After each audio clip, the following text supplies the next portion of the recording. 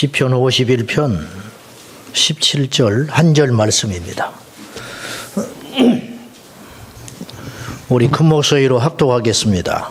자, 시작. 하나님께서 구하시는 제사는 상한 심령이라. 하나님이여 상하고 통회하는 마음을 주께서 멸시하지 아니하시리다. 아멘. 여러분 반갑습니다. 부족한 사람을 이렇게 귀한 성회 첫날에 이렇게 세워주셔서 너무 감사합니다. 교회 이름을 참 잘 지어야 되는데 우리 교회는 제자 광성교회입니다. 그래서 어떤 사람들은 광성교회 제자입니까? 그렇게 물어보는 사람이 있어요. 저는 그런 사람하고 대화하고 싶지는 않고 저는 제자 교회를 하고 싶었던 사람인데 어쨌든 우여곡절 끝에 제자 광성교회가 됐습니다. 이제 그 안에 진리교회. 교회 이름이 길잖아요. 첫째는 이름이 길다. 그래서 한번 들으면 잊어버리지 않을 것. 또 하나는 꼭 이 교회 안에 진리가 있는 것 같은 생각. 저는 첫 느낌이 그 안에 진리교회라. 참 이름이 귀하다. 우리가 묘하게 열등감을 일으키게 하는 이름이구나. 우리 교회는 진리가 없나? 그런 생각을 하면서 참 목사님의 목회 철학, 진리를 향한 몸부림, 또 한편으로는 이 시대의 아픔, 얼마나 진리에 목마르고 가슴 아픈 일이 아닙니까? 교회가 다 그렇지 이거 무서운 소리거든요. 목사도 사람이잖아. 그거 이해하는 소리로 들리십니까? 우리가 그런 소리 들으면 안 되거든요. 목사도 사람이니까 그럴 수 있지. 그게 우리를 지금 도와주는 소리로 들리십니까? 아니잖아요. 기대를 저버렸다는 소리 아닙니까? 기대를 저버렸다. 너나 나나 무슨 차이가 있냐? 이게 참 가슴 아픈 이 시대를 우리가 살고 있습니다. 저는 부족하지만은 하나님 나라 독립운동을 한다 생각해요. 영적 독립운동. 저 혼자 이제 그렇게 생각해 보는 거예요. 그래서 처처에 독립투사들이 있더라고요. 영적 독립투사. 진보냐 보수냐를 떠나서 우리는 예수파인데 참 답답합니다. 이념 논쟁하는 것은 혈과 육으로 싸우는 거거든요. 그래서 거기에 한번 함몰되면 진리가 있지를 않아요. 세상에서 영향력을 상실해 버립니다. 이 시대는 어느 때보다 기도도 많이 해야 되고 지혜와 명철과 거룩이 필요로 하는 시대입니다. 그 영향력이 거기서 나오는 것이거든요. 우리 이태희 목사 이제 처음 뵀는데 제가 익히 조금 알고 자세히는 모르고 우리 목사님하고 우리 같이 제가 왔는데 담임 목사님 성함이 이태희 목사님이야. 그랬더니 그 목사님이에요? 그래. 그래서 아니 그 목사 말고 이분이 말하는 그 이태희 목사님은 그 살벌한 이태희 목사님이 있거든. 욕하는 목사님. 하늘산 기도원 이천성 목사님 후계자 있어요. 염한섭 원장님 장인어른. 수동 기도원 원장. 더 이야기해야 돼? 그분 아니야. 이름만 같지. 그러세요? 네, 그러고 왔어요. 자, 독립운동한다. 우리 목사님은 목사님 나름대로 하나님 나라를 위해서 발벗고 싸우고 계시죠. 또 전 세계 전국에서 하나님 나라에 무너지는 것에 대해서 가슴 아파하면서 이 시대가 왜 이렇게 됐는가? 무너져 내리는 심정을 가지고 애통하는 수많은 영적 독립투사들이 있습니다. 예전에 일제와 싸울 때 뭔 명예를 위해 싸운 것도 아니고 후대에 이름을 남기려고 싸운 것도 아니고 내 재산을 지키려고 싸운 게 아니라 당연한 상식. 나라가 없으면 우리도 없어. 그러한 당연한 상식으로 전국의 처처에서 일어나는 사람들이 있었어요. 근데 어쩌다 보니까 똑같은 생각을 갖고 있어. 어쩌다 보니까 똑같은 적에게 총을 겨누고 있어. 어쩌다 보니까 이야기를 들어보니까 똑같이 가족을 버렸더라. 이 나라에 영적으로 깨어있는 수많은 하나님의 사람들이 더 많이 일어나야 하고 더 연합해서 하나님께 이 나라 이 민족과 하나님의 나라를 세워가는 일에 여러분도 힘쓰고 애쓰고 계시는데 합력하여 귀한 역사가 일어나기를 이 부족한 사람이 간절히 바라겠습니다.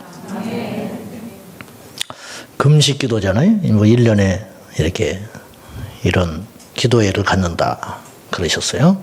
참 귀합니다. 근데 금식 기도니까 우리도 지금 사순절을 맞이해서 우리 성도들이 같이 이 금식 기도에 동참하고 있는데 금식에다가 초점을 맞추는 것도 중요하지만 기도에다 초점도 맞춰야 되는 거예요. 금식 기도. 근데 금식만 하면 안 되는 거지. 예? 금식만 하면 안 되고 커피를 먹는 이유는 정신 차리려고 커피 먹는 수험생이. 근데 커피만 먹어. 그리고 자버려. 속만 버리게 되는 거죠. 우리가 학창시절 때 난리 새서 공부하겠다고 커피 마셨는데 날은 샜는데 공부는 안 해버리는, 금식은 했는데 기도하지 않는 그런 모순에 빠지지 않았으면 좋겠다. 그런 생각도 해봤습니다. 금식을 하는 이유는 뭘까? 옛날에는 양식이 없어서 밥을 굶고는 했다고 그래요. 우리는 이제 그런 세대는 아닙니다. 저는 이 중에도 대부분은 그런 세대는 아닙니다. 그러나 우리 아버지, 할아버지 세대는 진짜로 밥을 굶는 세대도 있었어요. 네. 그러니까 양식이 없어서 밥을 굶는 것은 인간이 겪어할 수 있는 가장 큰 서러움이래요. 어마어마한 서러움이에요. 목이 말라 받는가. 우리도 그렇게 목을 말라보지는 않았어요.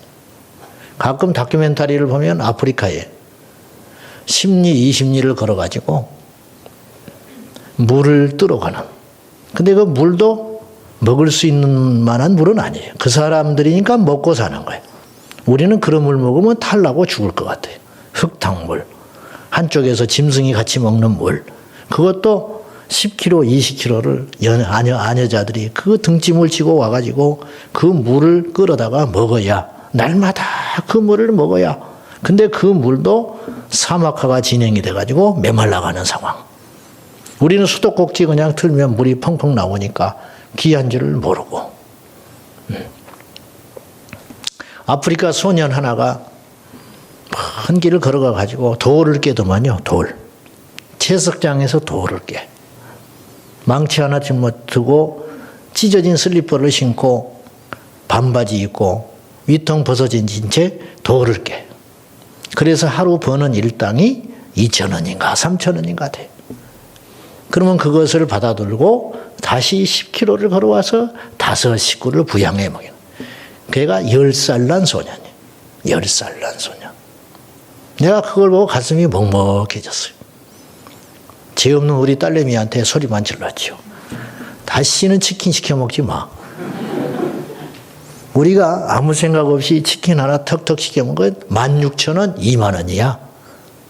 그러면 저 애들은 한 달을 먹고 산단다. 우리가 이러면 안 되지, 그것도. 내가 우리 성도들한테 가끔 이야기하는 게 있어요. 내가 이제 꼰대 짓을 하는 거죠. 우리 애가 나한테 뜰딱이래, 뜰딱. 그 뜰딱이 뭐냐? 틀리 딱딱. 그래서 틀딱이래. 잔소리 한다고. 예배 시간에 듣지 마라. 그 이유가 뭐냐? 지구 반대편에 한 번의 예배를 드리기 위해서 생명을 거는 사람이 있다. 그러니까 예배 시간에 듣지 마. 그건 큰 죄야. 유아실에 가면 아이들이 성경책을 집어 던지고 있어.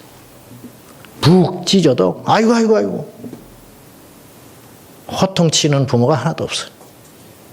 그거 죄예요. 우리가 지금 얼마나 풍요롭게 사는지 아십니까?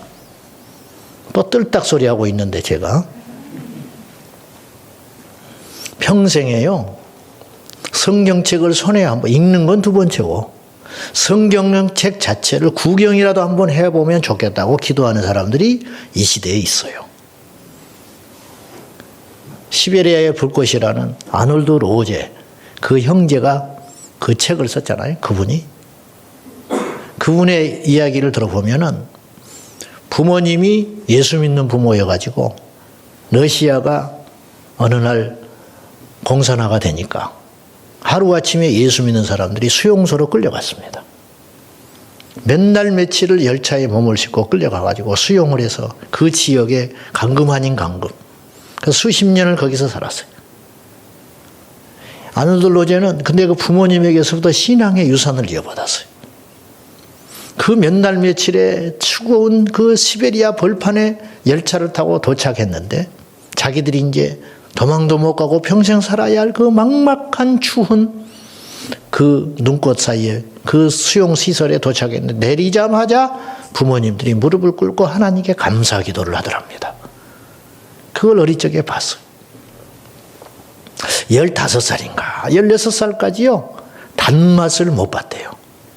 이 세상에 단 것이 있다는 걸 몰랐다는 거예요. 설탕, 단맛 그걸 15인가 그때 처음 경험을 해봤다는 거예요. 18인가 19에 처음으로 만복 배부르게 먹는 거 배가 꽉 차는 걸 처음 경험해봤대요. 그 전에는 한 번도 배가 차게 음식을 먹어본 적이 없다는 거예요. 이 형제가 나중에 이제 그 지역을 풀려나서 나이 먹어서 다시 수천 킬로 떨어진 약간의 자유가 주어진 그곳에 와서 예수님을 믿고 은밀하게 신앙생활을 하는데 폴란드에선가 성경책이 들어왔어요. 이 성경책을 그 시베리아에 사는 옛날에 같이 있던 그들에게 전해줘야 하는 미션이 생긴 거예요. 제비를 뽑았는데 이 사람이 뽑혔어요. 그러니까 2명인가 3명인가 가게 된 거예요. 낮에는 열차를 타고 밤에는 이제 눈에 안 띄게 걸어가면서 어쨌든 피해서 그 성경책을 짊어지고 그 먼 길을 눈밭을 해지면서 차를 타면서 숨어 들키지 않고 검문에 걸리지 않게 성경책을 전해주기 위하여 가서 예전에 자기가 있었던 지역이니까 비밀리 접촉을 해가지고 그것도 처음부터 성경책을 가져가지 못한 채 모이라 해가지고 이 사람들 중에 첩자가 있을 수 있으니까 그 동태를 전부 살핀 다음에 내가 성경책을 가져왔다. 내일 이 자리에서 다시 만나자. 그랬더니 진짜 그 자리에 왔는데 성경책을 꺼내는 순간 울더라는 거예요. 꿈에도 그리던 성경책. 읽는 건 두 번째라니까요.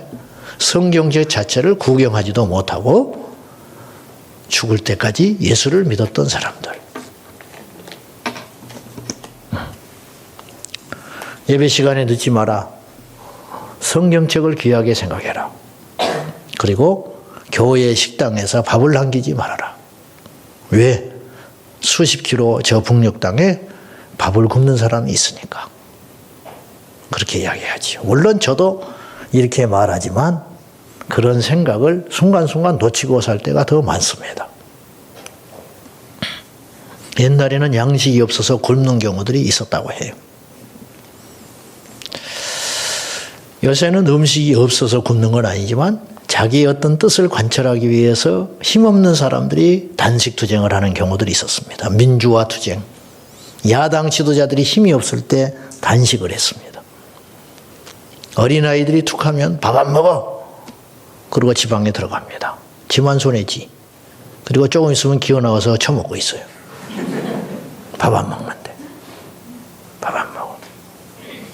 이게 누가 시키지도 않은 짓인데 어째서 밥 굶는 건 알아가지고 자기 생각을 관철하기 위해서 금식을 한다. 본능인 것 같아요. 본능. 곡식을 끊는다. 음식을 끊는다는 것은 사실은 마지막에 가서 하는 일이에요. 목숨을 건다는 거지. 음식 먹지 않으면 죽잖아요. 기도도 여러 종류의 기도가 있을 거 아닙니까? 철야 기도, 작정 기도. 근데 금식 기도는 그보다 더 센 기도 아니겠어요? 얼마나 도대체 중차대하길래 얼마나 엄중한 기도의 제목이 있고 기도를 해야 하겠기에 금식을 하면서 기도를 하는가. 에스더가 기도를 했습니다. 그런데 그냥 기도가 아니에요. 금식 기도를 3일 했어요. 모르드게가 사람을 만나가지고 전령을 통하여 외쳤어요. 네가 가만히 있으면 우리는 다른 데로 말미암아 구원을 얻는다. 에스더서는 놀라운 책입니다. 에스더서는 여러분 성경을 에스더서를 계속 읽어보시죠만은 10장밖에 안 되는 짧은 장이지만 그곳에 여호와 하나님이라는 말이 한마디도 없어요. 여호와라는 말이 안 나와. 주님이라는 말이 안 나와요. 근데 성경에 떡 자리 잡고 있어요. 이게 뭘까? 하나님의 신비로움이에요. 이 세상에 하나님 안 보이는 것 같죠? 신문을 보세요. 하나님 보이는지. 텔레비전을 보세요. 하나님 보이는지. 뉴스를 들어보세요. 하나님이 어디 계시는 것처럼 느껴지는지. 코로나 어쩌고 저쩌고 하는 소리를 들어보세요. 하나님이 계시는 것 같은지. 그러나 하나님은 지금도 두 눈을 퍼렇게 뜨고 살아계신 하나님이에요. 에스더서에 하나님이 안 보여요. 그런데 하나님의 역사는 도도히 흐르고 있었어요. 다른 데로 말미암아 우리는 구원을 얻을 거다. 그 다른 데가 누구냐 말이에요. 하나님으로 말미암아. 그런데 네가 잠잠히 있으면 너와 내 집은 망하리라. 네가 왕비가 된 것이 이때를 위함이 아닌 줄 아느냐. 그 소리 듣고 정신이 들어갔어요. 그리고 에스더가 금식을 선포하고 나를 위해 기도하라. 그리고는 왕에게 나아갈 것인데 그리하여 왕의 마음이 움직이지 못하여 죽는다면 내가 죽겠다. 그 전에 왕비도 폐위됐으니까 내가 죽겠다.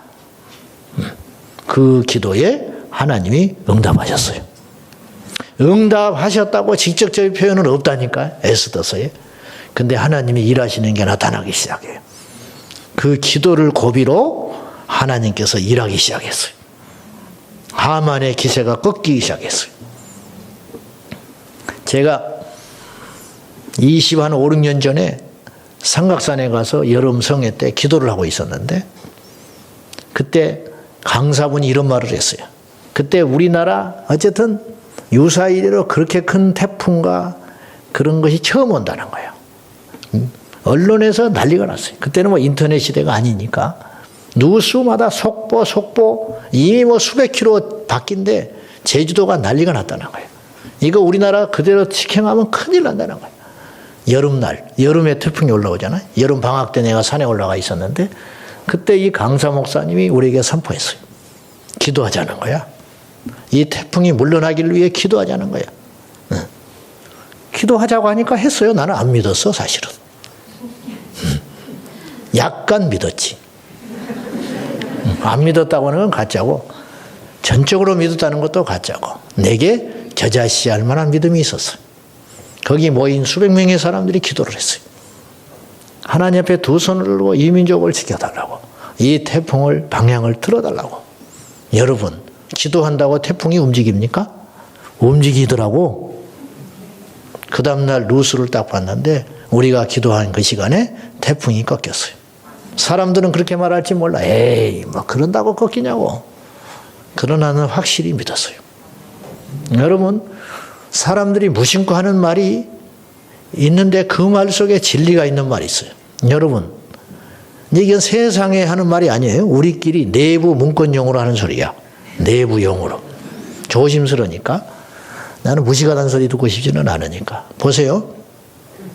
코로나를 하나님이 우리를 지켜주시죠. 안 지켜줘? 코로나가 있지만 하나님이 우리를 지켜줄 거 아니에요. 안 지켜줘? 이상한 분들이네. 나 지켜준다고 믿거든요. 코로나지만 하나님 우리 지켜줘요. 그래 안 그래? 지켜주지요. 근데 이 말을 밖에 나가면 비웃지요. 뭐 교회 맨날 터지는데. 근데 보세요. 그게 진리예요. 하나님 우리 지켜줘요. 근데 그 말을 못 하잖아요. 그런 거지요. 여러분 우리 기도를 하나님이 들으세요. 근데 세상 사람은 그 말을 못 알아들어요. 믿지 않고 못 알아듣고 이해하지 않아요. 그러나 우리는 그 말씀을 믿어야 돼요. 하나님 우리 기도를 들어주세요. 몰라서 그렇지. 여러분, 개인도 그렇고 공동체도 그렇고 국가도 그렇고 집단도 그렇고 응답을 받으니까 모르는 거예요. 모순으로. 응답을 안 받으니까는 안 받은 거는 기억에 남는데 받아버리니까 모르는 거예요. 우리나라 역사 가운데 얼마나 많은 기도가 이 역사를 바꿨을까? 얼마나 많은 기도가 이 민족을 전쟁에서 건져줬을까? 우리나라가 휴전 상태입니다. 국경이 정해진 나라가 아니에요. 그로부터 몇 년이 흘렀어요? 70년 가까이 됐잖아요. 53년에 휴전협정 맺었으니까. 70년 가까이 됐잖아요. 줄 잡아. 전쟁 난 지 73년, 72년 보시라고요. 그 기간 동안에 지금 지옥에 떨어진 김일성, 김정은이 땅을 치고 있는 거야. 김정일이가. 그때 들어가 버렸어야 되는. 그때 내려갔어야 되는데. 웬일인지 안 내려갔어요. 날이 갈수록 군사나 경제 격차가 점점 커져 버리는 거예요. 지금은 감히 남침을 잘 못해요. 감은 같이 죽어요. 이겨도 이긴 게 아니에요. 같이 죽어. 그렇죠? 근데 6.25 끝나고 60년대 정도 70년대까지는 가능성이 있었어. 북한에서. 내려가면 압도할 수 있는 군사력이 있었을 거 아니에요. 우리보다 훨씬 강했어요. 그 절호의 찬스를 놓친 거라는 거예요. 좀 말이 이상한데? 나 북한 사람 아닌데?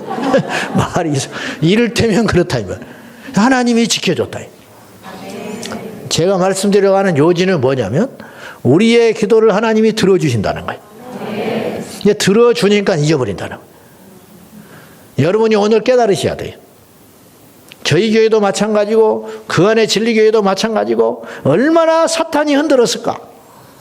지금도 앞으로도 수없이 주의 종을 흔들고 교회 공동체를 흔들고 성도들을 흔들고 그런데 그때마다 우리가 기도했을 적에 태풍이 왔다가 그냥 찻산 속에 작은 미풍으로 흘러가 버린 적이 한두 번이 아닐 것이다. 우리는 기도를 해놓고도 몰라요. 어리석어서. 기도를 해놓고 응답을 하니까 우리가 응답받는 줄을 몰라. 이게 엄청난 모순이라는 거예요.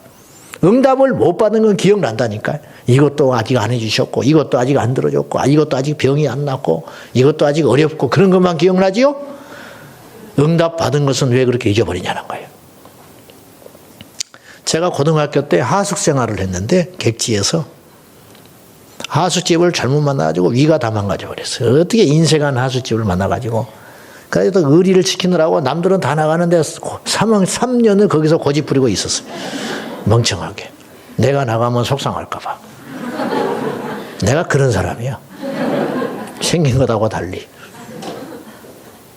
그런데 도저히 못 견디겠어. 맨날 그 막 시디신 김치만 줘대니까 반찬이.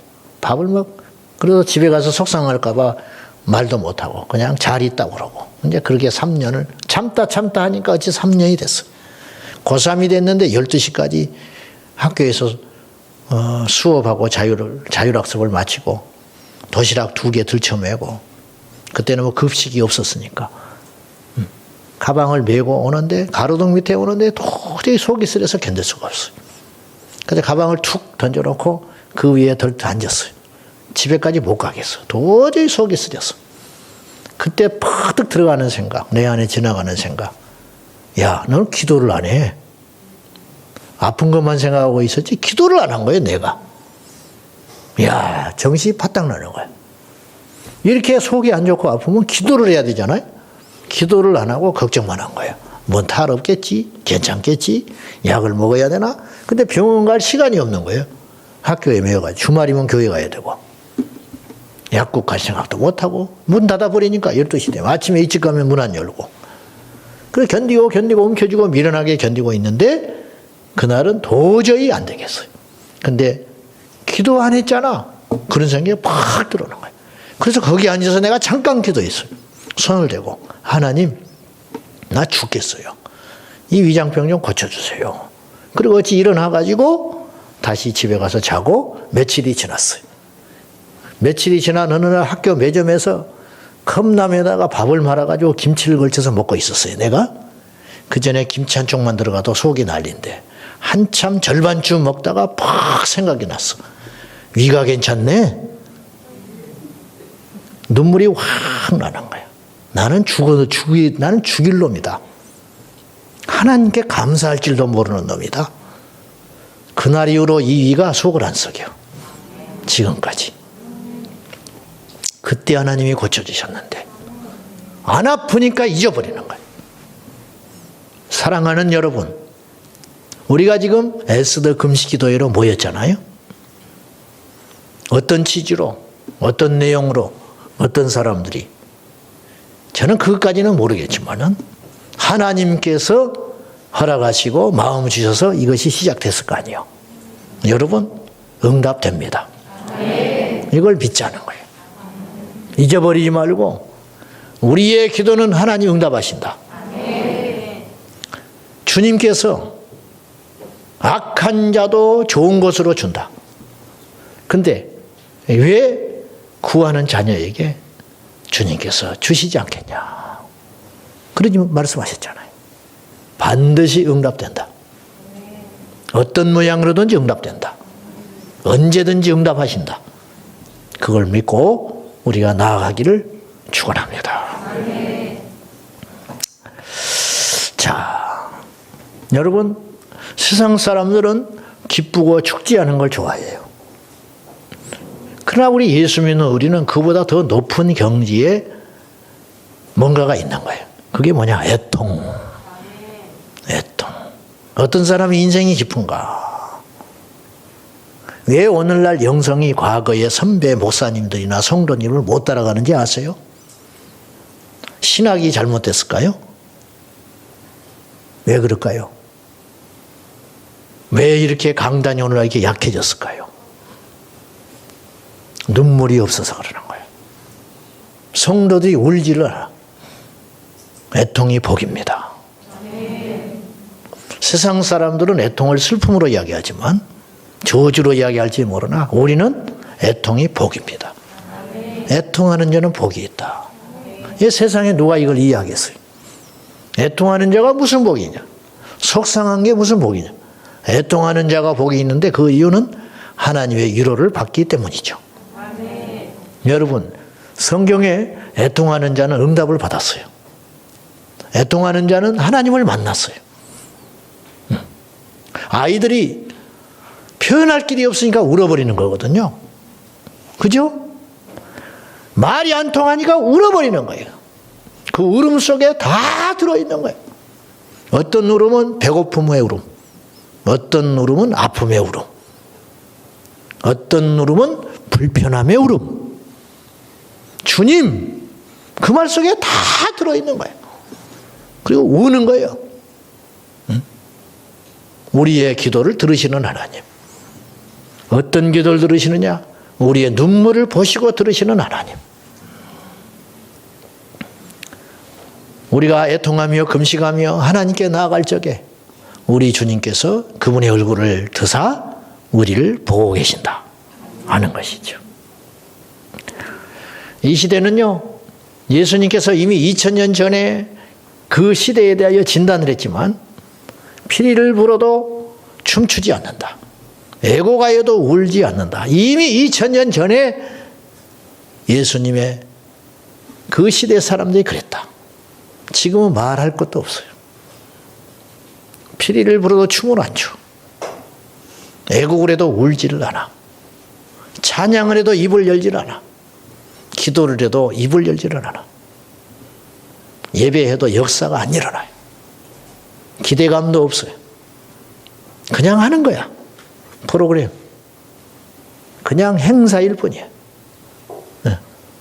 설교하는 자도 기대감이 없어요. 기도를 하는 사람도 별 기대감이 없어요. 기도를 받는 사람도 기대감이 없어요. 믿음이라는 게 뭐냐 이 말이죠. 주님은 마지막 때에 믿는 자를 보겠느냐. 누가복음 18장에 그랬어요. 그렇죠? 이게 슬픈 이야기예요. 그리고 이게 가슴 떨리게 무서운 소리예요. 주님 오실 마지막 때에 인자가 올 때의 세상에서 믿음을 보겠느냐? 그러면 이 말을 그대로 해석을 하면 만약에 우리 시대에 주님이 오신다면 주님께서 우리를 그렇게 평가한다는 거예요. 내가 갈 때쯤에 세상에서는 믿음이 없어. 믿음이 없다는 말은 뭐예요? 믿는 자가 없다. 제대로 믿는 자가 없다. 교회 다닌 사람은 있고 목사는 넘쳐나고 선교사도 넘쳐나고 교회도 많을지 모르나 주님의 기준에 합당한 믿음의 소유자들은 없다. 그런 뜻 아니에요? 세상에서 믿음을 보겠느냐는 말은 서로 믿지 못하고 아웅거리고 싸운다는 뜻이 아니고 그 말의 뉘앙스는 기도에 대한 이야기면서 믿음을 이야기했으니까. 기도 응답의 필수 조건이 믿음 아닙니까? 근데 믿지 않는 시대다. 나를 믿지 않는 자들이 넘쳐나고 있다. 아니 아무도 없다. 어느 날 이 말씀을 묵상하고 설교를 하려고 하는데 내가 끔찍하게 무서운 생각이 나도 거기에 들어가는 거예요. 아, 주님도 나의 믿음을 온전하게 여기지 못할 수 있겠구나. 지금 오신다면. 믿음을 볼 수가 없다. 도대체 어떻게 주님께서 마지막 때 이런 시대를 예언하셨을까? 그렇게 세상이 악해지고 있다. 여러분은 예수 믿습니까? 증거가 뭡니까? 교회 다니는 거? 그건 아니죠. 교회 다니는 것은 예수를 믿기 위한 방법일 뿐이죠. 교회 다닌다고 다 구원받습니까? 그건 아니죠. 예수 믿고 변한 사람 봤습니까? 예수 믿고 정말 변한 사람 봤냐고. 내가 시카고에 가서 예수 믿고 변한 사람 봤습니까? 그랬더니 한 사람이 울더라고. 그거 끝나고 찾아왔어. 그것이 비수처럼 꽂혔대. 자기가 모태신앙인데 예수 믿고 변한 사람을 못 본 것 같다는 거야. 이민교회에서. 그리고 자기도 안 변한 것 같아. 예수 믿고 변한 사람 봤는가? 내가 청년들을 데리고 초창기 개척해 놓고 제자훈련을 할 적에 7, 8명 앉혀놓고 야, 너희들 예수 믿고 정말 변한 사람 봤냐? 한번 나눠보자. 5분 동안 침묵을 줬는데 답을 못해. 없다는 거예요. 아무리 생각해도 예수 믿고 변했다고 말할 만한 사람이 없다는 거예요. 근데 내가 그 소리를 그 자리에 앉아가지고 내가 부끄러웠어요.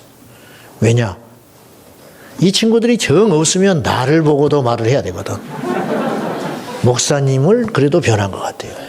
근데 나를 이야기 안 하더라고. 이것들이. 그러면 뭐예요? 나도 안 변했다는 뜻이요. 내가 변했으면 이야기할 거 아니요? 목사님을 보면 변한 것 같아요. 그래야 되는데 안 하더라니까 말을. 없구나. 없다. 예수 믿고 변한 사람이 없다. 얼마나 이게 슬픈 일인가. 왜 안 변하느냐. 눈물이 없는 거예요. 애통함이 없는 거예요. 애통함이.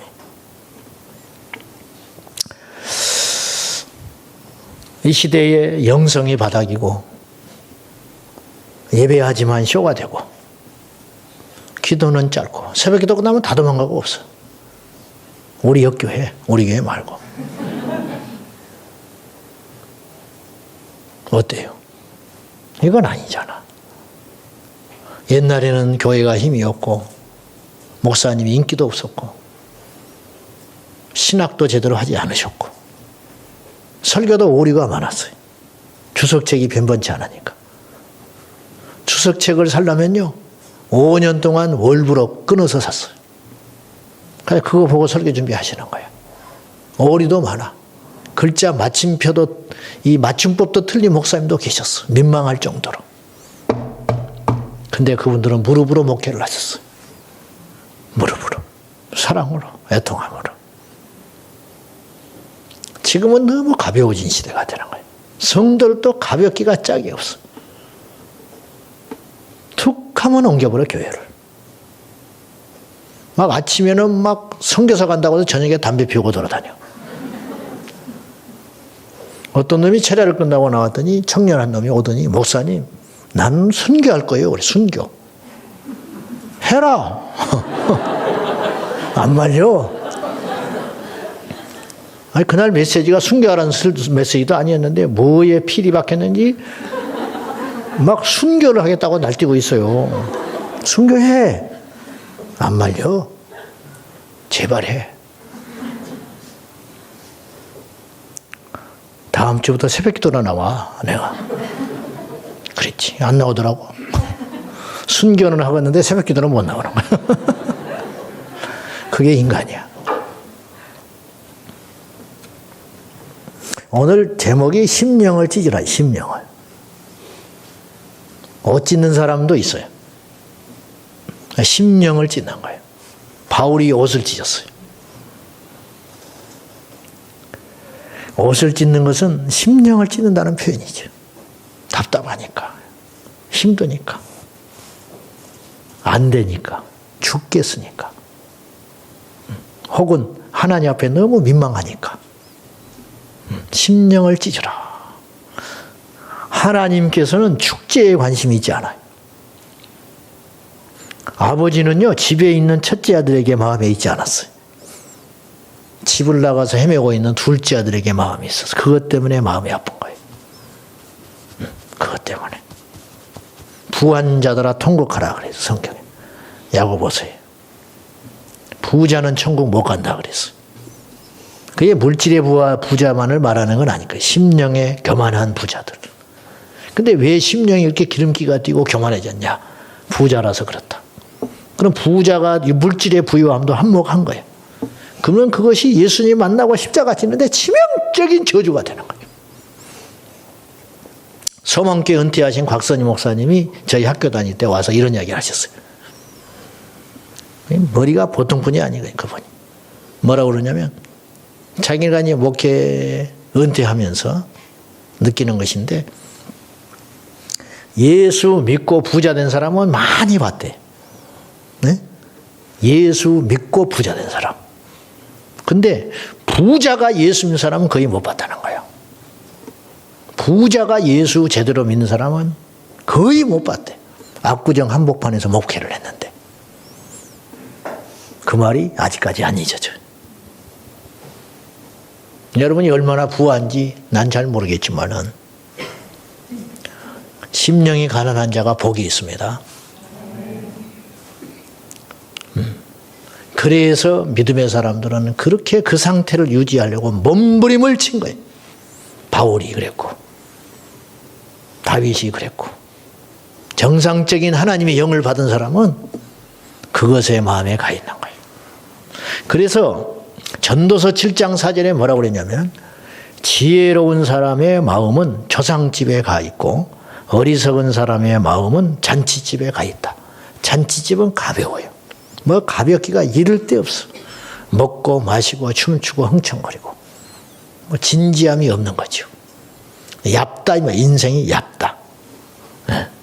깊지가 못해. 묵직하지를 못해.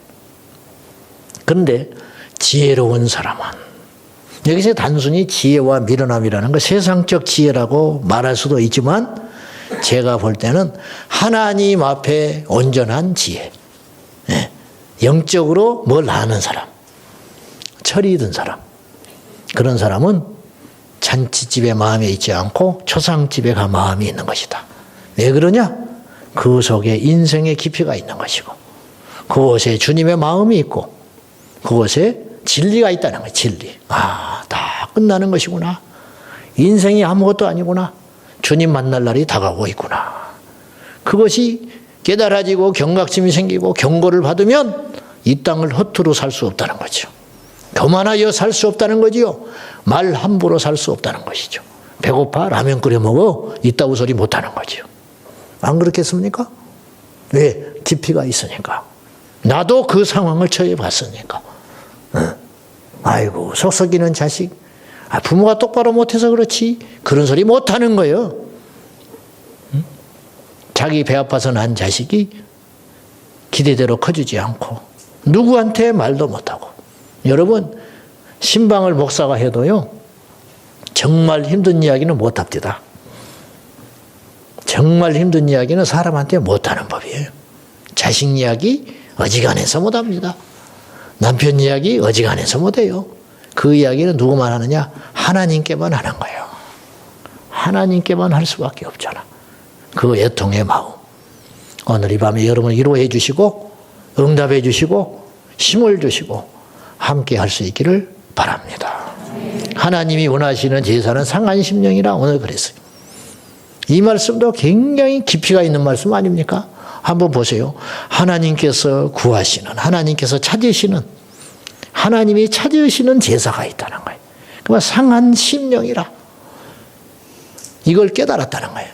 다윗이. 시편 51편은 참의 시잖아요. 하나님 앞에 우리아의 아내 밧세바를 범해놓고 침상이 뜨도록 기도하면서 다윗이 두려워서 하나님 앞에 기도하면서 하나님 앞에 참회를 하면서 하나님이 구하시는 제사는 상한 심령이라. 하나님이여 이 상한 마음을 멸시하지 말고 받아주십시오. 다윗이 이 시간들을 통하여 다윗이 회복된 거예요. 다윗이 넘어질 때는 눈물이 없었어요. 궁궐에서 광야에 있을 때 눈물이 있었거든요. 다윗은요, 저는 광야 3기를 거친 사람이라고 생각해요. 첫째는 어릴 적에 광야에서 목동의 세월을 지냈어요. 이게 1기야, 1기. 광야 1기. 광야 2기는 사울에게 쫓겨다닐 때의 광야 2기. 시편의 금쪽 같은 그 고백들은 광야 2기에서 나온 것들이 대부분이에요. 그렇죠? 그때 제일 많이 기도했어요. 그때 육적으로는 고달프고 정말로 힘든 시간들을 보내고 있었을지 모르나 영적으로는 피크를 찍고 있었어요. 가장 주님의 음성을 많이 들을 때 광야, 가장 영적으로 절정에 있을 때, 가장 거룩할 때, 가장 영적으로 파워풀할 때, 가장 진리 가운데 서 있었을 때, 그래서 자기 앞에 있는 사울을 죽이지 않아요. 이건 어지간한 분별력 갖고는 어려운 거예요. 그렇잖아요. 차려준 밥상을 먹지를 않아도 자기 손으로 피 안 묻혀도 돼요. 그러나 다윗은 확실한 분별에 서 있었어요. 왜냐? 영적으로 그렇게 너무 투명하고 맑은 상태, 그런 상태. 이게 광야 2기 때. 그리고는 그의 압살롬의 아들을 반역을 피하여 광야로 맨발 벗고 도망갈 때가 광야 3기. 그런 광야의 시간들을 지나면서 다윗이 하나님의 사람으로 완성되어 가는 것이죠. 모세도 광야에서 40년을 울었어요. 애굽을 바라보며 울었어요. 나는 언제 애굽으로 돌아가나? 요셉이 종살이 하면서 울었고 옥살이 하면서 울었어요. 그래서 요셉은 총리가 된 것보다 더 엄청난 기적과 성숙이 있는데 그건 뭐냐? 자기 형제들을 용서해버렸다는 거예요. 용서하면서 던진 말이 이거예요. 형들이여, 걱정하지 마시오. 근심하지 마시오. 나를 팔았다고 근심하지 마시오. 알고 봤더니 하나님께서 우리 모두를 살리시려고 나를 먼저 보냈습니다. 어떻게 이런 이야기를 할 수 있냐 이 말이죠. 이거면 눈물의 산물이라. 이 시대는 참을 수 없게 가벼운 거예요. 우리 젊은 친구들이요, 미안한 이야기지만 너무 가벼워. 멘탈이 너무너무 약해. 직장 가서 힘들면 견디지를 못해. 학교 가서 무슨 말 들으면 견디지를 못하는. 왕따 당했다. 물론 왕따 시킨 문화도 문제지만은 지 혼자 그렇게 느끼는 거예요. 부당한 대우를 받았다고. 무슨 얼마나 부당한 대우를 받았다고. 견딜 수 있는 힘이 없는 거예요. 군대도 이제 부모들이 간섭하기 시작했더라고요. 군대도. 직장도 이제 간섭하기 시작해요. 직장도. 완전히 성인 아이를 만들어가지고 해볼 수가 없는 거예요. 해볼 수가. 아이한테 말 한마디 함부로 했다. 학교 들썩들썩 해버려요. 그러니까 선생님도 결국 피해를 누가 보는지 알아요? 아이들이 고스란히 보고 있는 거예요. 스승이 없어요. 실력이 없는 게 아니고 제자가 자세가 안 돼 있으니까 스승이 안 나오는 거예요. 이 시대에 참 목자가 없다는 거예요. 성도가 단단한 음식을 안 먹으려고 하니까 목자가 안 나타나는 거예요. 참 목자가. 싹군만 넘쳐나지. 월급 받고. 싹군이 월급 받는 목자거든요. 여러분, 자기 할 일하고 월급 받는 게 뭐가 나빠? 근무 시간 하면서 열심히 일하고 매달 월급 받고 자기 할 일 딱딱 하는 게 왜가 나빠? 근데 주님은 그 정도 수준 갖고는 안 된다는 거예요. 그건 나쁜 목자의 대명사라는 거예요. 싹군 목자. 주님은 양에 안차해요. 그런 양, 그런 목자를.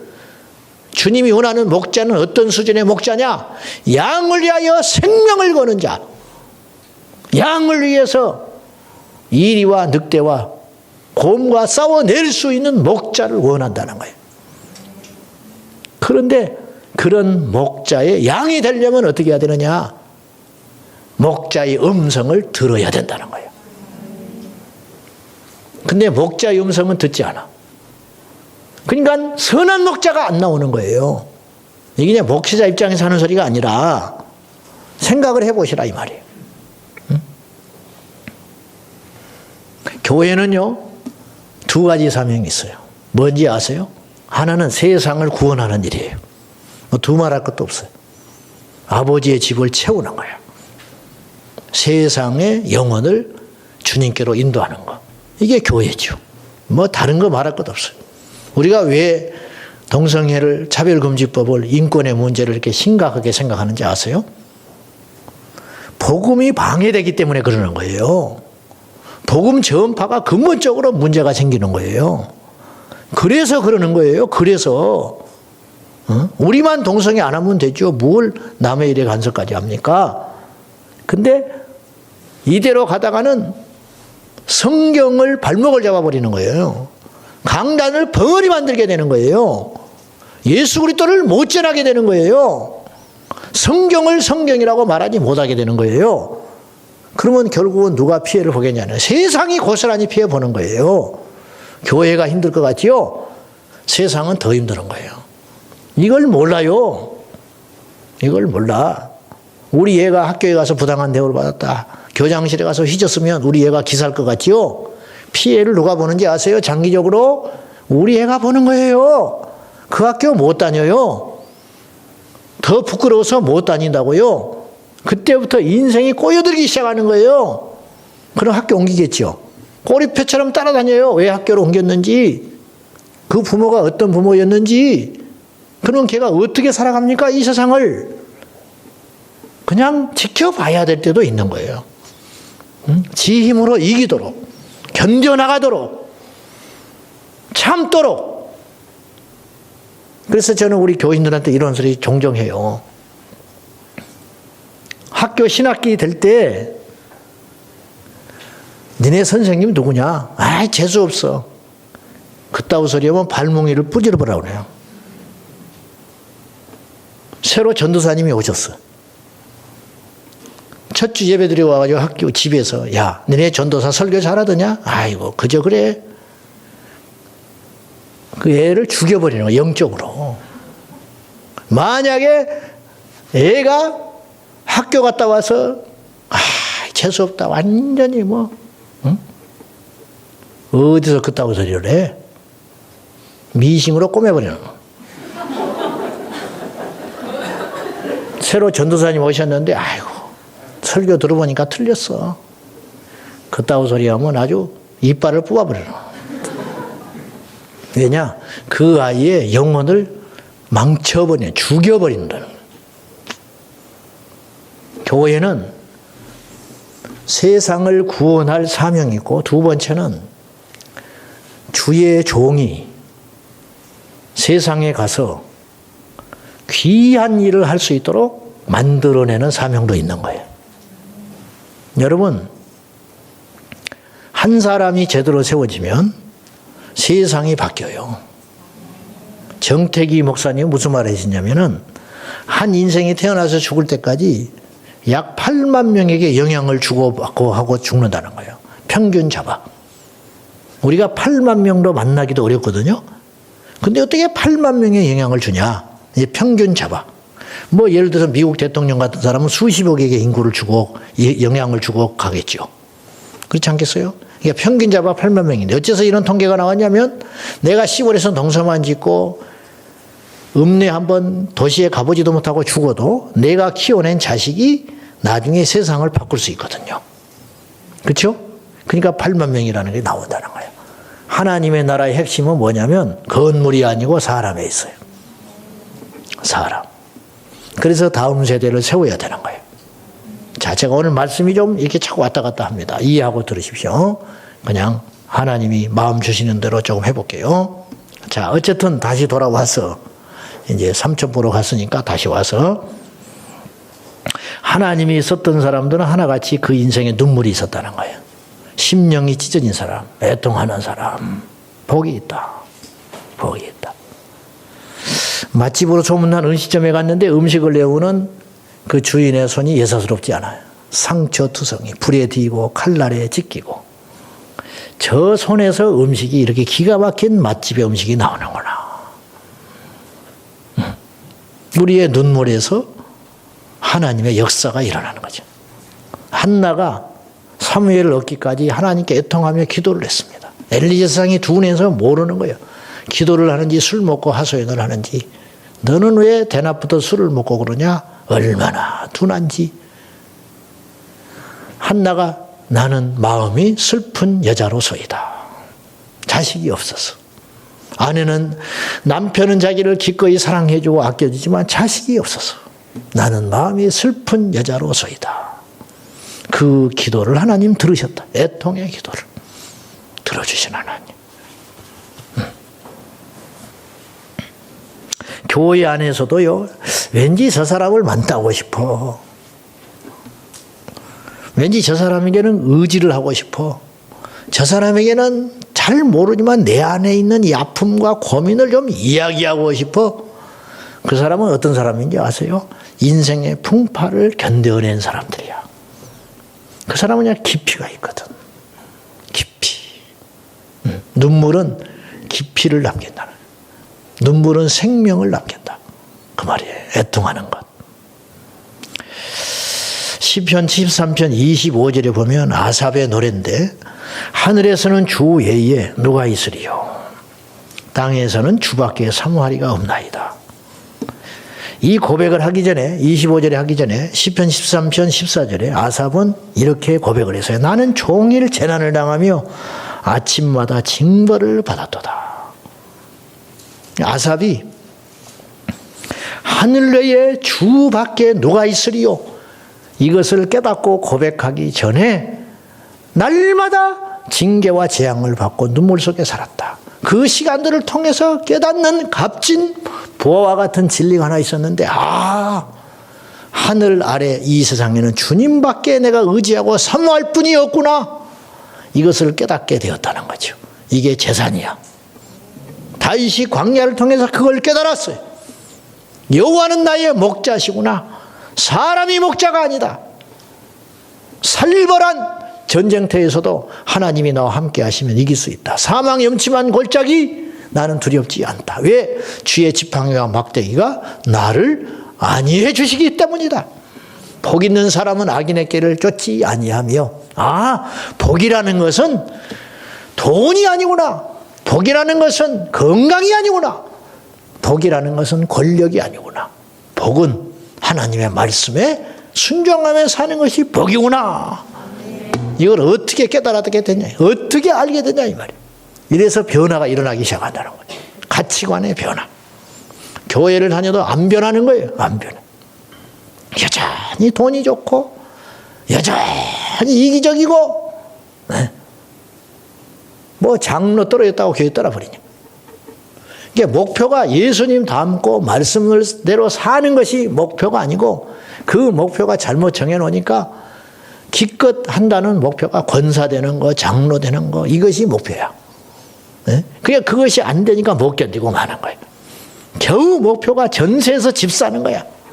겨우 목표가 대학 보내는 거고, 노년에 존 파이퍼 목사님 말한 것처럼 소라껍질이나 죽다가 인생 마감하는 거, 미국의 중산층이 제일 꿈꾸는 거, 해변가에 그림 같은 집을 짓고 두 노부부가 손을 잡고 해변가를 거닐면서 소라껍질을 줍는 거. 존 파이퍼 목사님이 일가를 했어요. 그런 꿈을 가지고 시시하게 그리스도인들이 마감을 할 생각을 하겠느냐. 꿈이 없으니까 그런 꿈을 꾸는 거예요. 그리스도 예수 안에서 꿈이 없으니까 바울과 같은 꿈을 못 꾸는 거예요. 사도행전 20장 24절에 나의 달려갈 길과 주 예수께 받은 사명 곧 하나님의 은혜의 복음을 증거하는 일을 마치려 하면은 나의 생명을 조금 더 귀한 것으로 여기지 아니하리라.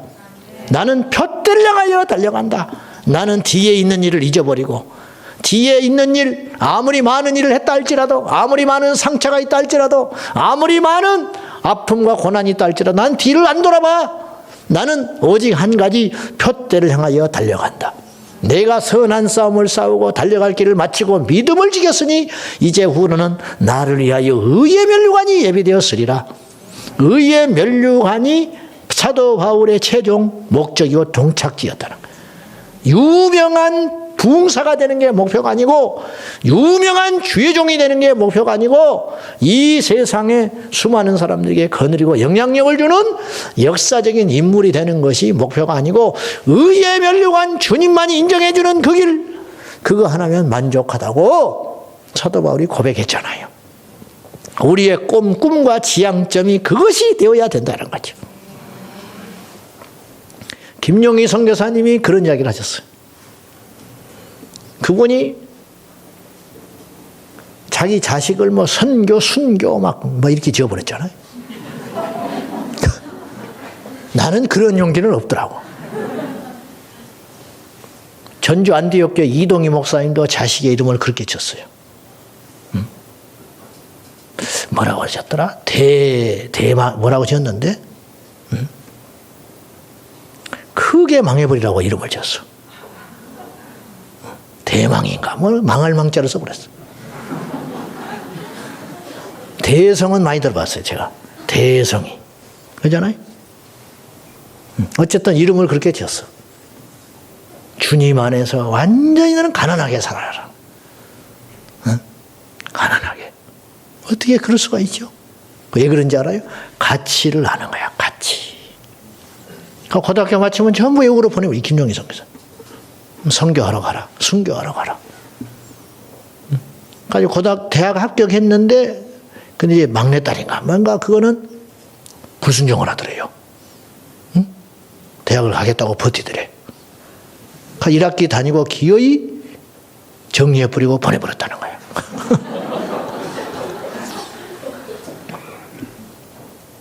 그래가지고 이분이 아프리카 어딘가 이름도 없는 작은 메이커도 없는 나라. 그 나라에 선교사를 보낸 거예요. 자기 아들이.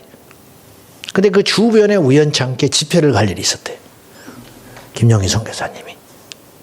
가지고 하루 짬을 내가지고 자기도 아버지니까 그 아들한테 가봤대요. 선교지를. 조그만 토굴 같은 방 안에 거기서 살고 있더라는 거예요. 자식 부모의 마음이 어떻겠어요? 밤에 잠이 안 오더래. 여기서 얘가 여기를 지내고 있었구나 생각하니까. 가지고 벽지를 하나 쭉 찢어가지고 거기다 글씨를 남기고 아침에 나왔다 하더라고. 아들아, 우리 이 땅에서 변두리에서 살다가 천국에서 중심에서 만나자. 그리고 잊어버렸대, 자기는. 몇 년이 지났어. 그랬더니 어느 날 생일날 우연히 식구들이 모일 기회가 있었는데 아들이 그 이야기를 하더래. 기억나시냐고. 그걸 지금도 자기가 간직하고 있다는 거예요. 도대체 어떻게 그럴 수가 있는가? 어떻게? 뭘 보았길래 그러냐? 스데반은 도대체 뭘 보았길래 죽으면서 저들이 저를 용서해 달라고 하고 죽었을까? 바울은 도대체 뭘 보았길래 빌립보서 3장에서 그 많은 것들을 다 배설물로 여기고 오히려 오늘 우리하고 거꾸로예요. 우리는 막 스펙을 쌓려고 난리예요. 박사학위 막 쌓려고, 그리고 뭔가 했다 하면 자랑하느라고. 응? 금식도 자랑을 해. 금식도. 하여튼 뭐 40일 금식을 했다. 제가 지금 설교 여기까지 지금 하는 중에 금식을 내가 40일 했다는 소리 안 했지요? 안 했잖아. 왜 안 한지 아세요? 에? 나는 안 했으니까. 40일 금식 기도를 안 한 거예요, 제가. 그래서 말을 안 하는 거예요. 여러분은 다행인 줄 알아야 돼. 제가 만약 40일 금식을 했다. 40일은 그냥 20일이라도 했다. 모든 설교에 그것이 나오게 돼 있어. 모든 설교에, 모든 대화에 40일을 금식을 한 사람은 30분만 대화하면 나와. 어떤 주제, 어떤 이야기, 어떤 사건을 시작했든지 간에 결론에 가면 내가 사실은 어떤 목사님이 미국에서 공부하고 온 분이 있어요. 미국에서 공부하고. 교인들이 죽으려고 그래요. 왜냐하면 설교 때마다 내가 미국에서 공부할 때.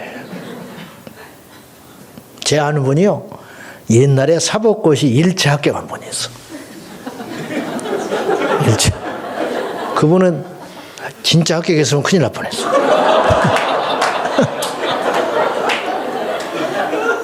우리 시골교회 전도사님. 옛날에는 고등학교만 마쳐도 사법고시를 볼 수 있었대요. 대학 학위 없어도. 그래서 1차 합격했어. 교인들이 죽으려고 그래. 그 농촌의 할머니, 할아버지들이 내가 이런 곳에 있을 사람이 아니라는 거야. 사법고시 1차 합격했다는 거야. 뭐 모든 예배 밤이나 낮이나 하니까. 그러려니 하죠. 그 목사님 미국에서 공부하고 돌아왔어. 모든 설교에 그것이 나와. 내가 미국에서 공부할 때 은퇴했어요. 교인들이 좋다고 그랬어. 은퇴하고 나니까. 이제 그 이야기 안 들어도 되니까. 문제는 이분이 이제 은퇴해가지고 원로가 되노니까 노예에서 행사가 있으면 이제 모시게 되는 거야. 그런 거 있잖아요. 임직식에 부탁하고 뭐 이제 권면 같은 거 설교보다 더 길어버려. 축사 같은 거 부탁하면. 근데 거기서도 그 말이 나와. 내가 미국에서 공부할 때 어른이라 말도 못하고 안 되겠다. 축도를 시키자. 축도. 축도를 시키면 말할 기회가 없잖아요. 이분을 축도를 딱 시켰더니 가관이야. 뭐라고 축도를 하냐? 내가 미국에 있을 때 함께 하셨던 우리 주 예수 그리스도의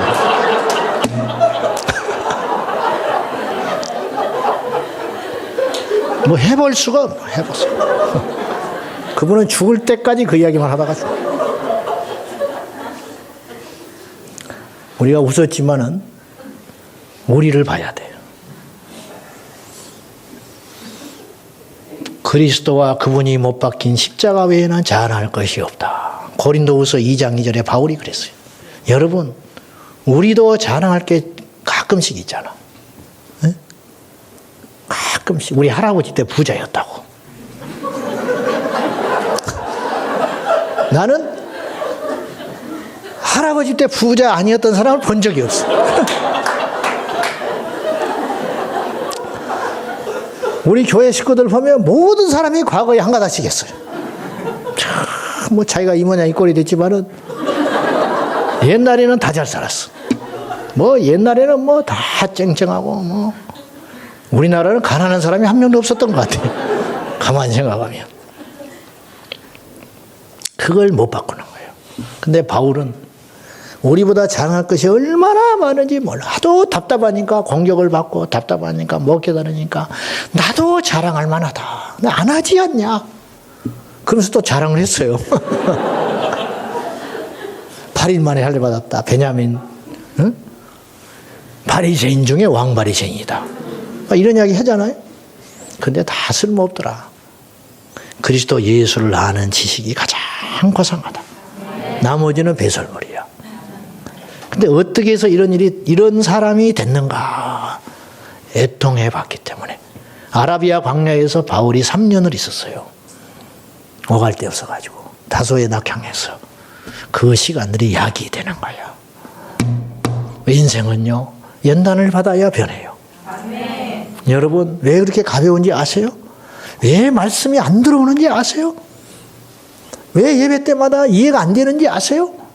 왜 저렇게 밤새워 기도하는 사람이 납득이 안 가는지 아세요? 왜 저렇게 차별금지법을 반대하며 예수 믿는 사람도 왜 그런 것에 반대하냐고 하는 정신 나간 사람도 있어. 내 앞에서 어떤 목사는 동성애가 죄가 아니라는 거예요. 목사가. 왜 그런 겁없는 소리를 하는가? 그거는 광야를 안 지내서 그러는 거예요. 하나님 아버지의 눈물을 몰라서 그러는 거예요. 심령이 찢어지는 시간을 경험하지 못해서 그러는 거예요. 심령이 찢어지는 것을 몰라서. 하나님 우리 눈물을 보세요. 히스기야가 죽게 됐을 때 이사야가 유언을 해라. 결정 났다는 거예요, 하나님이. 그때 히스기야가 돌아가자마자 벽면을 향하여 기도하기를 나를 불쌍히 여겨달라고, 나를 봐주시라고. 그리고 울었더니 이사야가 집에 도착하기도 전에 하나님 응답하셨어요. 내가 네 수한을 15년을 연장시켜준다. 그 연장시켜주는 이유가 뭐냐? 두 가지 때문이다. 너의 기도를 들었고 네 눈물을 보았노라. 그런 말을 하셨어요. 여러분, 금식 기도잖아요. 기도를 들으시고 금식을 보시고, 그렇잖아요. 배만 곪지 말고 하나님께 애통하는 시간을 갖고, 저는 그 안에 진리교회 우리 성도님들이 이 기간 동안 기도할 적에 영적인 기류가 바뀌어지기를 바랍니다. 정말로 바뀌었으면 좋겠어요. 제가 한 2, 3주 전에 우리 교인들한테 내가 그랬어요. 야, 이거는 뭐 해볼 수가 없다.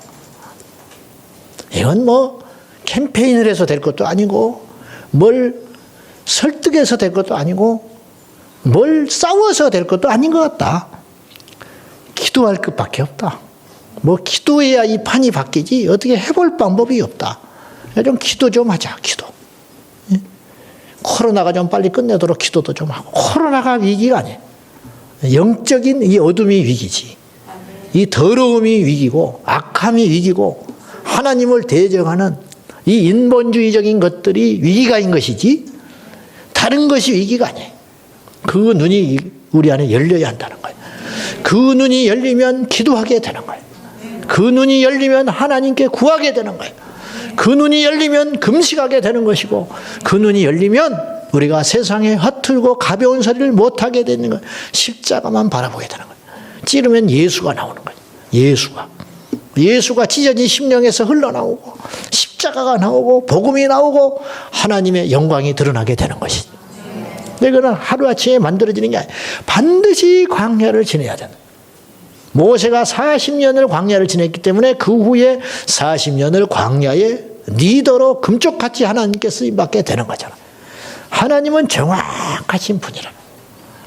하나님이 사랑하는 자에게 눈물을 주시는 것 같아요.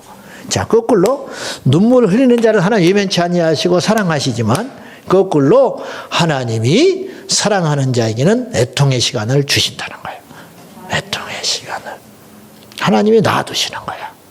다 보고도 놔두시는 거지. 왜냐?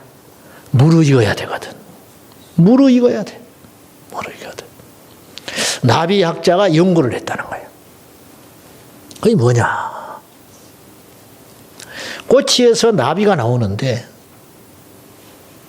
그 가느다란 날개로 꼬치를 헤치고 나오느라고 몇 날 며칠을 실험을 하고 있다는 거예요. 이 나비학자가 깊이 탄식을 했대. 야, 조물주의 실패다. 그랬대요. 감히. 저렇게 왜 어렵게 하셨을까? 저건 아무리 봐도 조물주의 실패작이다. 나 같으면 저렇게 안 해. 저렇게 고치를 저렇게 단단하게 안 해. 그래 불쌍해서 고치를 뚝뚝 잘라줬다는 거예요. 나비들로 쉽게 나오게. 그러니까 막 나비가 펄펄 나와서 날아다니더라는 거예요. 야, 이렇게 하지. 왜 고치를 저렇게 단단하게 해가지고 나오게 어렵게 만들었을까? 그 다음날 출근했더니 자기가 잘라준 고추가 전부 땅에 떨어져서 퍼덕퍼덕하고 죽어가고 있더라는 거예요. 이게 도대체 뭘까? 연구를 해보니 나비가 고치에서 나오기 위하여 몸부림을 치면서 고통의 시간을 지날 적에 나비 날개에 신비한 물질이 생성이 되어 나비의 날개짓이 강해지게 되고 평생 그가 사는 동안에 날개짓을 할 수 있도록 근육이 생긴다는 거예요. 이야, 다시 탐복을 했다는 거예요. 조물주가 하시는 일을 모른다는 거예요. 우리는 우리가 왜 울어야 하는지 모를 때가 많아요. 그러나 시간이 지나면 알게 돼요. 그 깊이를 알게 되는 거예요. 제가 미국 덴버에 갔을 때 가슴 아픈 일을 만났어요. 미국 덴버 할렐루야 교회 김창원 목사님이 참 내가 아끼는 목사님인데 이분이 절절하게 나한테 메일을 보냈어요. 그래서 내가 거기를 갔어요. 큰 공동체도 아닌데 내가 거기는 가봐야겠다. 가지고 여기저기 거쳐서 거기를 갔어요. 갔는데 그 목사가 어떤 사연이 있냐면 그분이 대전에서 어느 교회의 후임자로 낙점이 돼 있었어요. 근데 하나님이 자꾸 미국을 가라고 그러더라. 그래서 우여곡절 끝에 어디를 가야 할지 뭘 해야 할지도 모르는데 새벽마다 기도를 하면 미국으로 가라, 미국으로 가라. 그래서 낯설고 무설고 아무것도 없는데 덴버를 턱 간 거야. 도착하니까 덴버야. 그래서 가서 교회를 다녀야 할 거 아니에요. 처음이니까. 그 한인교회를 갔어요. 목사인 걸 알죠. 교인들 5명인가 있더래. 나이 드신 목사님 목회를 하시는 거예요. 한 달쯤 지나니까 자기를 부르더래. 이 교회를 맡아달라고 그러더래. 5명 모이는 교회를. 그래서 어떻게 맡게 됐어. 하나님 뜻인가 보다 하고. 우리처럼 모이기가 쉽지 않아요. 평일날 미국은. 힘들고 먹고 살기도 힘들고 넓어가지고 그래서 새벽 기도를 매일 하기도 어렵다고요. 2년을 두 부부가 기도를 선포하고 그 강단을 지켰어. 그 교회를. 그러니까 교인들이 오기 시작하는 거예요. 그래서 이제 기도가 상시하는 교회가 됐어. 교인도 많지 않지만. 제가 갔을 때는 교회가 그래도 한 100여 명 부흥이 돼 있었어요. 큰 교회가 돼 있었어요. 근데 이분에게 어떤 아픔이 있는가? 나이는 젊어요. 근데 깊어, 이 사람이. 이 사람이 왜 이렇게 깊을까? 뭘 알까? 왜 이러지? 왜 이러지? 내 일을 통해서 내가 느꼈거든. 왜 이렇게 깊을까, 이 사람이? 그랬더니 거기에 사연이 있었어요. 자기 아들이, 큰아들, 둘째 딸이 있었어요. 아들이 친구를 전도하려고 교회에서 온갖 봉사는 다 해. 드럼 치고, 음향 만지고 다 하는데 뭐 일꾼이 없으니까. 이 금쪽 같은 아들이 친구를 전도하겠다고 토요일 날 친구 집에 가서 자고 주일날 교회를 데려온다고 간 놈이 주일날 새벽이 됐는데 똑똑똑똑 난리가 났어요. 문을 열어보니까 경찰이 왔어요. 막 영어로 무슨 말하는데 못 알아들어. 간지가 얼마 안 돼가지고. 근데 자기 딸내미가 알아들었어요. 털썩 주저앉아 버리는 거야. 뭐냐? 오빠가 죽었대. 뭔 일이야? 총에 맞아 죽어버렸어. 미국에서. 주일날 아침에. 친구 데리고 교회 오겠다고 간 놈이 죽은 시체가 돼서 쌓여있는 거예요. 범인이 대충 누군지 알아요. 용서해버렸어. 용서해줬어. 대충 아는데. 그리고 주일날 누구한테도 말을 하지 않고 예배를 인도했어요. 예배를 다 마치고 주일날 오후에 교회 리더십들을 불러다가 이야기를 했어요. 뭐 멘붕이 와버린 거죠. 교인들이. 부부싸움 한 줄 알았대. 교인들이. 그 사람 이상하더래. 사모님이 얼굴이. 그리고 교인들이 한결같이 이렇게 생각했다는 거예요. 이제 우리 목사님 떠나게 생겼구나. 어떻게 미국에 살겠냐. 한국에 돌아가겠지. 뭐가 아쉬워서 그렇지 않아도. 근데 그분이 그 자리를 지켜요.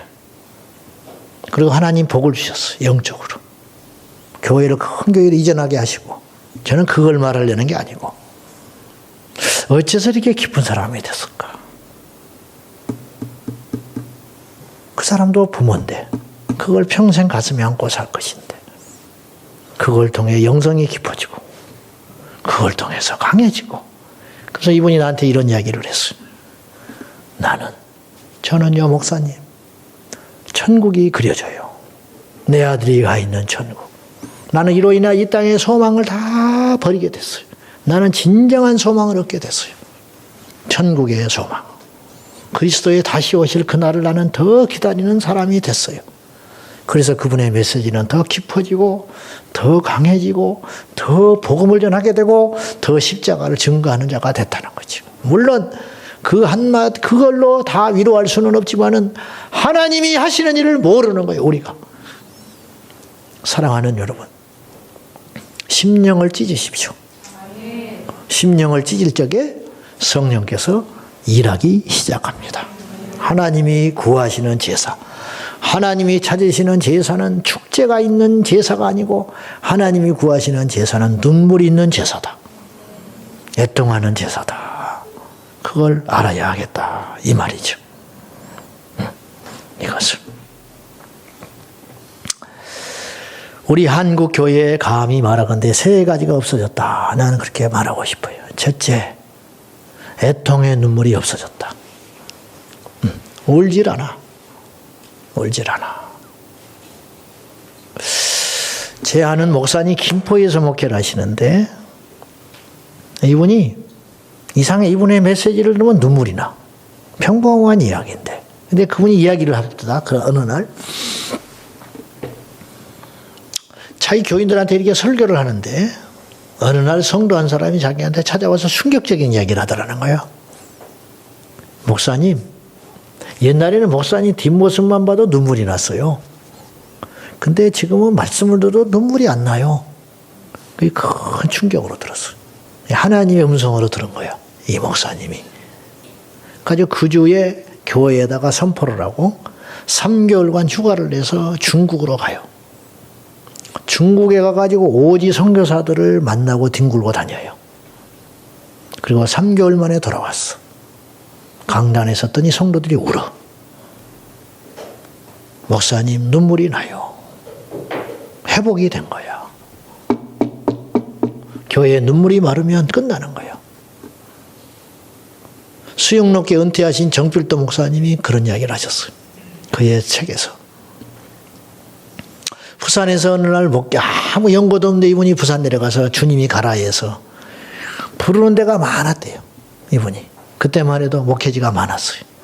근데 하나님이 허락질 안 하고 아무도 없는 연고도 없는 부산에 가서 개척을 하고 목회를 시작해요. 어디서 그렇게 사람이 밀려오는지 오기 시작하는데 강단에서 이분이 기도를 엄청나게 많이 하는 분인데 기도를 하고 어느 날 전도사님이 오시더니 상가를 이렇게 차려놨는데 전초기에 이걸 어떻게 채울까 그렇게 고민을 하고 있는데 그분이 은퇴한 전도사님이 오시더니 목사님 이 성전을 목사님의 눈물로 채우세요. 그러면 이 자리가 가득 채워지게 될 것입니다. 그러더라는 거예요. 그러더니 하나님이 채우시더래요. 우리 자식들이 부모의 눈물을 먹고 큰 거거든요.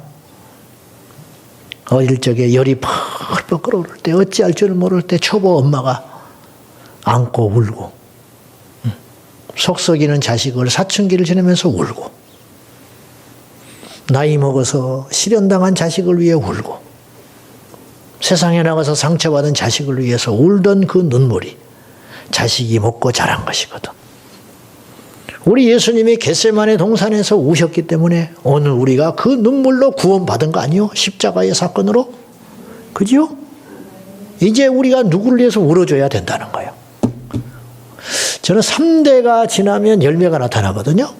우리나라가 새마을 운동을 통해서 잘 살게 된 게 아니에요. 복음이 들어오고 3대가 지났어. 90년. 영적으로. 그래서 꽃이 피기 시작하는 거예요. 1800년대에 우리나라에 복음이 들어왔어요.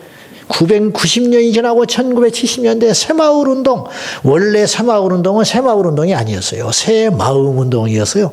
새마음 운동. 목사님들이 청와대에서 박정희 대통령을 만나가지고 나 이 나라를 정말 잘 사는 나라가 되고 싶소. 목사님들이 좀 도와주시오. 그랬더니 어떤 분이 그렇게 건의를 했대요. 야사에 의하면 진짜인지 거짓인지 모르지만은 각하 새 마음 운동을 하시오. 그랬더니 새 마음. 사람은요 마음이 바뀌어야 됩니다. 아 맞네. 가지고 보좌진을 불러가지고 연구해봐. 그래서 새 마음 운동이 새 마을 운동이 됐다는 거예요. 전해오는 이야기에 의하면. 어찌 됐든 3대. 근데 이 효력이 끝난 거예요. 제가 볼 때는. 무슨 말이냐면 우리 부모들이 눈물로 기도를 했기 때문에 우리가 그 눈물을 먹고 영적으로 산 거예요. 지금 어느 설문조사를 봤더니 끔찍한 결과가 나왔어요. 코로나19가 끝나면 교회 안에 젊은이들한테 설문조사를 했는데 앞으로 향후 10년이 지나면 지금 세상 애들 말고 교회에 멀쩡하게 다니고 있는 청년들에게 설문조사를 했더니 놀라지 마세요. 지금 다니고 있는 청년들 47%가 10년 후에는 교회를 안 다닌다고 그랬어요. 안 다녀버린대. 지금은 부모 눈치 보고 이렇게 조직의 힘에 눌려서 우리가 어쩔 수 없이 교회를 다니지만은 나이 먹고 이대로 가면 나는 안 다니겠다는 교회를, 세상에 있는 사람이 안 다니겠다는 게 아니고 그 왜 이 지경이 됐는가. 우리가 그들을 위해서 울어야 되거든요. 예루살렘의 딸들아 나를 위해 울지 말고 너희와 너희 자녀를 위해 울라. 우리 주님이 그러셨잖아요. 자녀를 위해 울지를 않는 거예요. 그러니까 우리 자녀들이 크지를 못해, 영적으로. 주님을 못 만나는 거예요. 그래서 한국교회 눈물이 없는 거예요. 눈물이 없기 때문에 한국교회가 힘이 없어져 버리는 거예요. 기도할 때 눈물이 없어. 축제가 있는 예배, 축제가 있는 교회, 이거 참을 수 없게 가벼운 거예요. 이거는 농담도 아니고 설교도 아니고 찬양도 아니고 유행가도 아니고, 특송을 할 때 아베 마리아를 불러버린 인간도 있다는 거예요. 모르니까 영적으로. 교회에 용머리를 갖다 놓는 놈이 전시한다고. 그런 교회가 있었어요. 발칵 뒤집혔어. 그거는 문화재니까. 그거 자체가 마귀는 아니지만 그 정도의 수준. 그 정도의 수준. 메시지가, 여러분, 구원의 커트라인은 변한 적이 없어요. 아셨어요? 예수님 때나 지금이나 달라진 적이 한 번도 없어요. 구원의 문은 좁아요. 예수님 닮는 건 십자가의 좁은 길이에요. 초대교회 성도들은요, 처음 교회 발디딜 때 죽을 줄 알고 교회에 간 거예요. 예수 믿는 길이 고난인 걸 알고 발을 담근 거예요. 그러기 때문에 고난을 이길 수가 있었다는 거예요. 의뢰 그런 줄 아는 거예요. 여러분, 군대 가는 놈이 모르고 군대 갑니까? 군대 가더니 나와버렸어. 왜? 그 답답해서 나왔대. 미친놈이죠. 군대를 안 갔지만 군대에 가기 전에 다 알아요. 다 들은 기로 군대에 가면 너 이렇게 못 산다. 너 이제 좋은 세월 다 갔어. 집에서 낮잠을 자고 싶어서 잡니까? 밥을 먹고 싶다고 해서 먹습니까? 응? 안 되는 것이잖아요. 옷을 마음대로 걸치고 싶다고 해서 그 옷을 걸쳐 입습니까? 안 그런 줄 알고 가요. 군대 가는 순간에 머리를 막 정발을 하고 갈 수 있어요? 가기 전에 다 깎잖아요. 다 알고 가는 거예요. 알고. 이제 군대 가면 안 돼. 요새는 전화도 주는 완전히 당나라 군대가 돼버렸지만은 전화가 안 되죠. 오고 싶다고 올 수 없죠. 만나고 싶다고 만날 수 없죠. 징징거리고 싶다고 징징거릴 수 없죠. 각오하고 군대 가는 거예요. 각오하고. 가지 않았지만 초대교회 성도들은 교회를 갈 적에, 예배 공동체에 참여할 적에 안 거예요. 이 길이 어떤 길인지. 그러고 간 거예요. 이제는 부자 될 생각 못 하는 거지. 이제는 사람들한테 좋게 지낼 생각 못 하는 거. 집에서 인정받고 애시당초 틀린 거지. 그래서 그 길을 가는 거예요. 옛날에 주의 종의 길을 간다는 것은 알고 가는 길이었어요. 옛날에 장로님들이 된다는 건 뭘 말하는지 알았어요? 그래서 장로님들을 안 하려고 그랬어요. 옛날에는. 요새는 뭔지를 모르니까 장로가 되겠다고 술도 못 끊으면서, 담배도 못 끊으면서, 주일도 제대로 못 지키면서 장로를 하겠다고. 그래서 교회들마다 장롱이 가득 찬 거야. 그 장로를 해보겠다고 선거운동을 하고 미친 짓을 하고, 그래서 장로 안 시켜준다고 교회를 떠나고. 장로를 사람이 시켜? 하나님이 시키지? 우리가 제비를 뽑으나 정하는 자는 하나님 아니야? 목사한테 들이받고 이 짓을 하고. 헌금 내놓으라는 인간도 이때 교회 떠나면서. 옛날에 옥 목사님이 옥하는 목사님. 누군지도 모르는데 어느 날 왔더래. 교회 떠난다고. 그 떠나면 떠나는 건데 헌금 내놓으라 하더래. 그동안 해놓은 거. 더러워서 줘버렸대.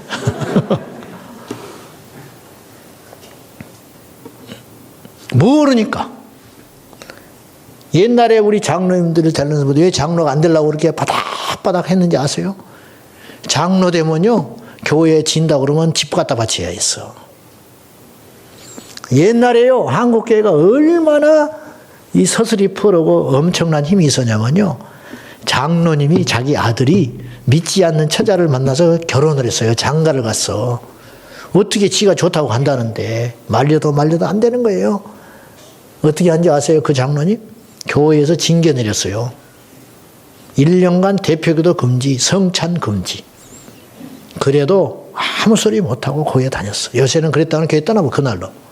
징계도 안 하지만은 성가대에서 두 권사가 머리끄댕이 잡고 연수하다가 싸웠어. 교회에서 1년간 징계 내려버렸어. 대표기도 금지, 성찬 금지. 그래도 교회 안 떠났어요. 받아들이고 예배 뒤에 앉아가지고 조용히 앉아있는 거예요. 그래서 세상 사람들이 교회를 무시를 못한 거예요. 눈물이 없으니까 가벼워, 교회가.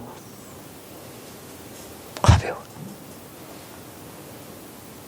두 번째, 한국교회가 수고에 땀이 없는 거예요.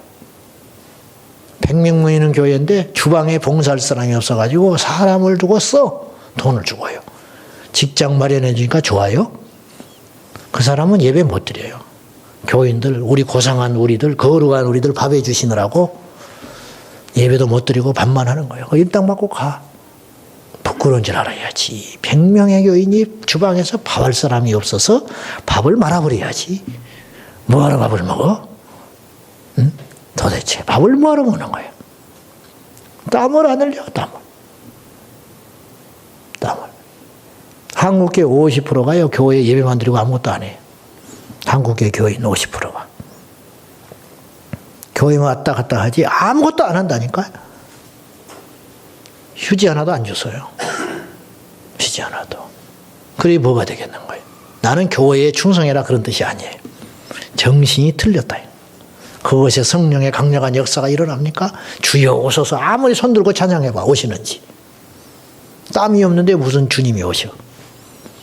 마지막으로 순교의 피가 없다. 피의 효력이 다 해버린 거야.